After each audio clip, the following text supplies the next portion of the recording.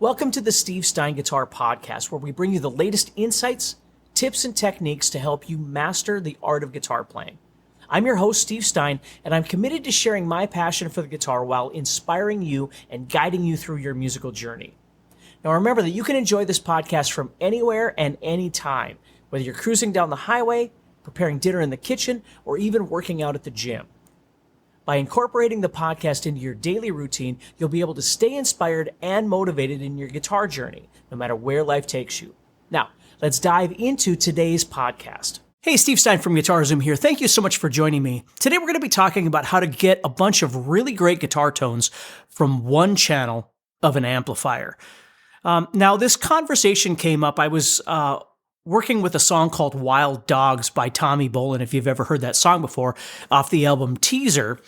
And we got to talking about tone and how to approach this song from a musical perspective, not just learning the chords and the notes and things like that, but really how to make it sound and feel more like the song. And then that led to a conversation that I'm going to have with you right now. So when I was growing up, I grew up in a trailer court, didn't have a lot of money. I had a guitar and an amp.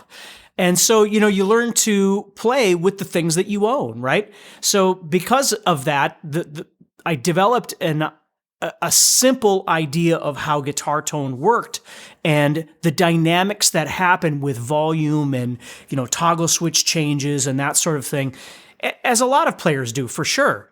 But as a result of that, I've never been the kind of player that has like a lot of different, 15 different presets that I use for different things or something like that. And not that there's anything wrong with that. It's perfectly fine. It's just not the way that I tend to do things. And so what I want to show you today is how this works and how I was using this when I was talking about Wild Dogs by Tommy Bolin.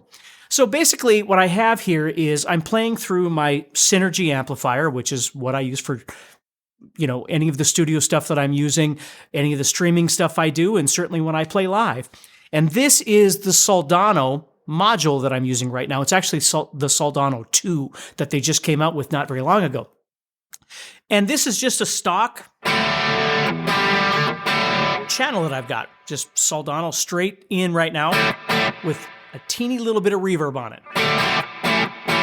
So let's start by talking about those things. First of all, what I like to do is set up a channel that isn't really, really, really distorted.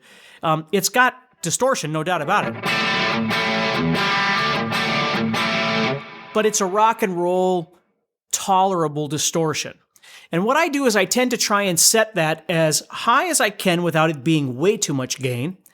And then what I can do is I can use my volume knob to control the amount of distortion that I'm going to be using when I'm playing. Because here's one of the things to understand is that the volume knob on a guitar, if you don't know this, isn't like a volume knob on a car stereo where you turn it to 1 and you turn it to 6 and it still sounds the same. Nothing's changing about the sound. Obviously, if you turn it too loud, then your speakers might start distorting or something like that. So when I take this volume and I turn it all the way up, that's the maximum amount of distortion that I've got going from my setting of my amplifier. But as I drop that volume back, not only is the volume going down a little bit, but it's filtering out some of the gain, some of the distortion that's happening.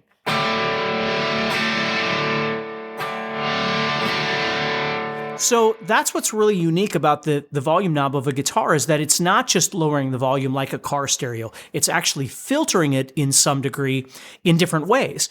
And that's beneficial because what I can do is when I've got it all the way up, the volume all the way up, that's the maximum amount of distortion that I'm getting from this channel.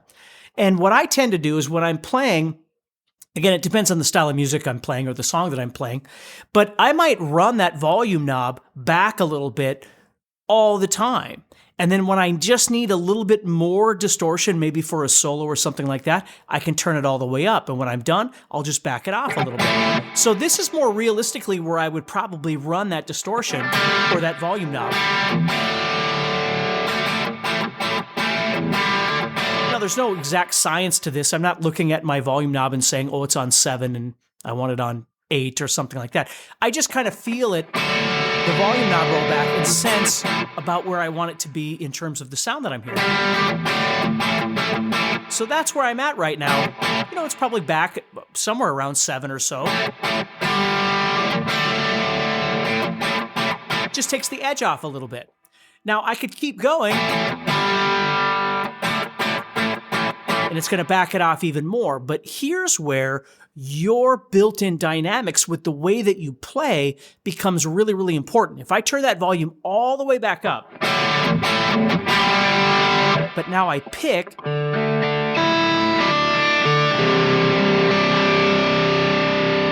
it's going to sound a little different. But watch this. If I lower that volume down,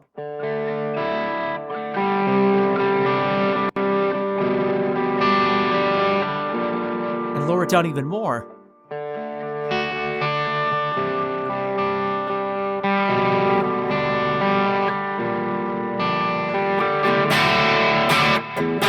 see, now if I strum harder, I'm going to get a little bit more edge out of that. So I can move back and forth between this sound and that sound.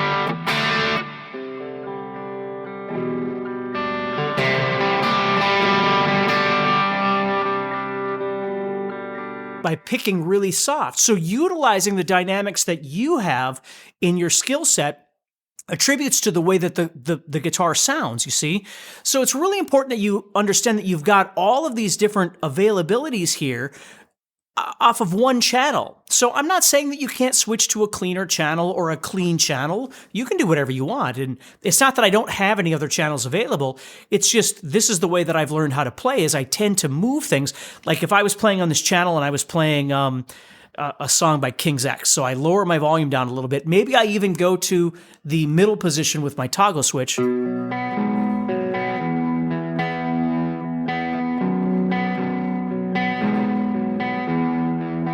Maybe bring that volume up a little bit more even. And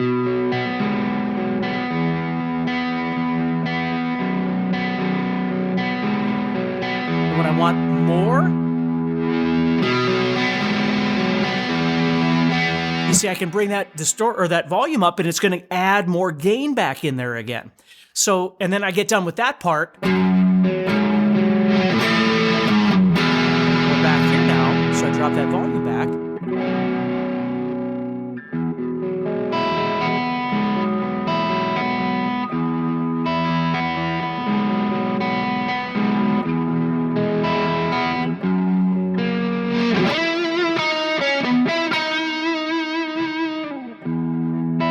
And what I really like about that is I can adjust how that feels by just adjusting the volume knob. I'm not switching back and forth between channels all the time. And like I said before, there's nothing wrong with that. If that's what works for you, that's great. I just find the freedom of this is if I'm on stage, I don't have to be in front of my pedals all the time having to switch back and forth. I can just adjust all of this as needed. Now, again, there are times where you might need to be on an actual cleaner channel, but you can cover a lot of ground by simply being on a channel like this that's pretty straightforward. You've got your rock all the way up, but then you can drop that back, pick lighter, and get all of this happening, and then bring it back up when you need to. So that's step number one. And I should even preface this by saying that it goes even further. Make sure that you've got a guitar that feels good. The string gauge feels good to you. That's all very motivating to you. The volume knob and the toggle switch and all these things are in a good place for you to be able to reach and manipulate whenever you need. That's one of the biggest things about me with guitars is like a Les Paul, for instance, great guitar, wonderful guitar. I own none of them. Having a toggle switch up on the top of the guitar up here to where you switch from, your bridge position and your neck position and that sort of thing makes no sense to me because I have to leave where I'm at to go do that and then come back. Where on a guitar that's more Strat style, I can stay here and then just simply adjust as needed.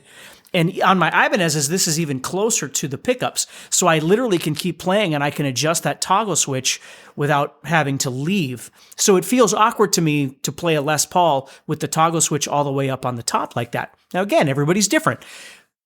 But that's a defining feature for me when I'm going to purchase a guitar, because I know if I don't have the toggle switch and the volume knob and everything right here real close to those pickups, I'm going to have to work a little harder because of the way I've developed my playing over the last 40 years, is having those real close because I'm constantly adjusting them. I'm constantly adjusting my pickup selector or my volume knob when I'm playing. So I find the right sound when I'm playing something.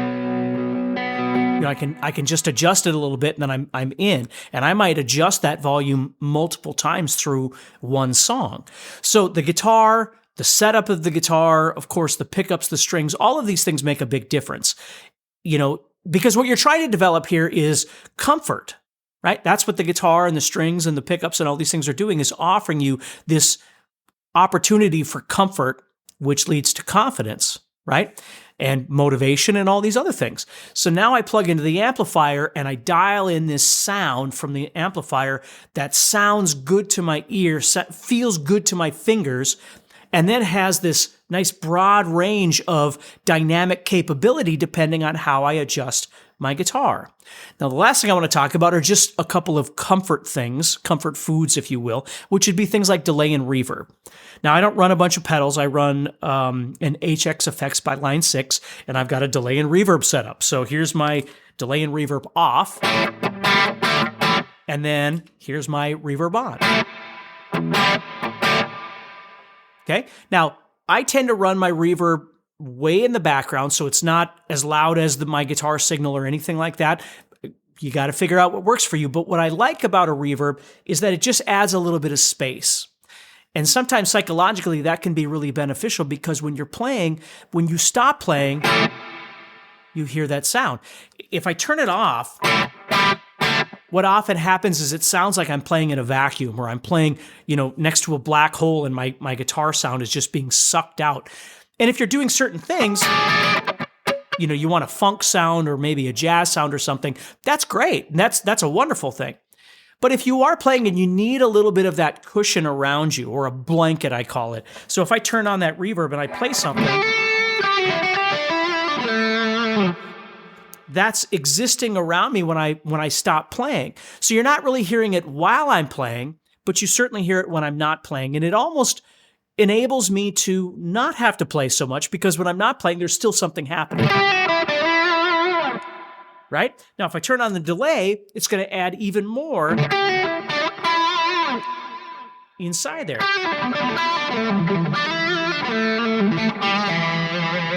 So again, not overly noticeable when I'm not playing, or when I am playing, but when I'm not playing,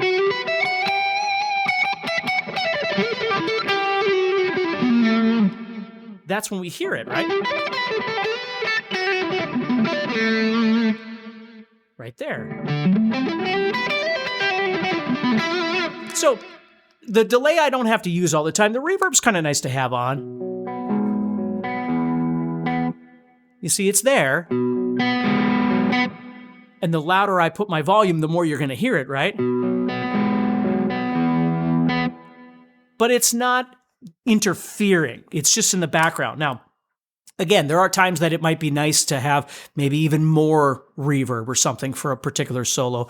I've always just used that as just a little cushion around what I'm already doing so it doesn't get in the way. But when I'm not playing, you can notice it. And even if I turn the delay on, you do hear it a little bit. But it's not getting in the way as I'm playing. It's just back there. So with all of those things, it gives me everything that I need to go from gain to very little gain in one channel. The last thing I'm going to talk about is the tube screamer, which I use a tube screamer. Now, let's say I have this all set up, but I have a particular solo coming up that I need to play a little more articulate, or I need a little more gain from a comfort perspective or something like that than what I have right now. I can turn on that tube screamer, which now I'm going to turn it on. And it adds a significant amount of gain.